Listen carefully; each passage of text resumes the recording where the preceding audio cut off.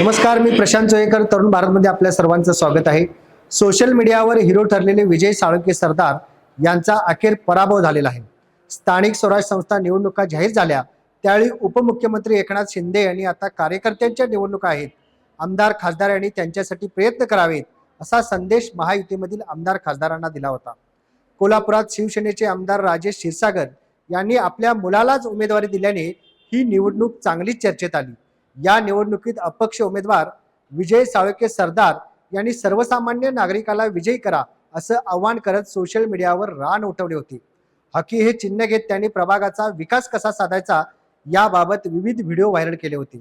निवडणुकीच्या माध्यमातून कोणालाही जेवण देता येतं, मात्र घर 24 तास कार्यकर्त्यांच्यासाठी उघडे आहे, कधीही येऊन जेवून जावे असं भावनिक आव्हान सुद्धा विजय साळुंखे यांनी केलं होतं. विशेष म्हणजे त्यांच्या पाठीमागे कोणीही कार्यकर्ते नव्हते, तरीही त्यांनी मतदारांना कोल्हापूर जिल्ह्यात एक चांगली वातावरण निर्मिती केली होती. माजी नगरसेवक आणि माजी सभापती असलेले विजय साळुंखे सरदार यांनी यापूर्वी सुद्धा नगरसेवक म्हणून चांगलं काम केलं होतं. यावेळी त्यांना कोणत्याही पक्षाची उमेदवारी मिळाली नाही, मात्र तरीही अपक्ष उमेदवार म्हणून त्यांनी चांगलीच रंगत आणली.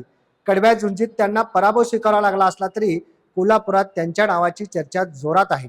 आमदार पुत्र ऋतुराज क्षीरसागर यांना 9,231 तर विजय साळुंखे सरदार यांना 6,418 मते पडली. महाविकास आघाडीचे राजेंद्र जाधव यांना 952 मते पडली. महाविकास आघाडीने शिवसेना ठाकरे गटाचा उमेदवार कमकुवत देत आमदार क्षीरसागर यांच्या पुत्राला बाय दिला असल्याची चर्चा सुद्धा जोरात सुरू होती.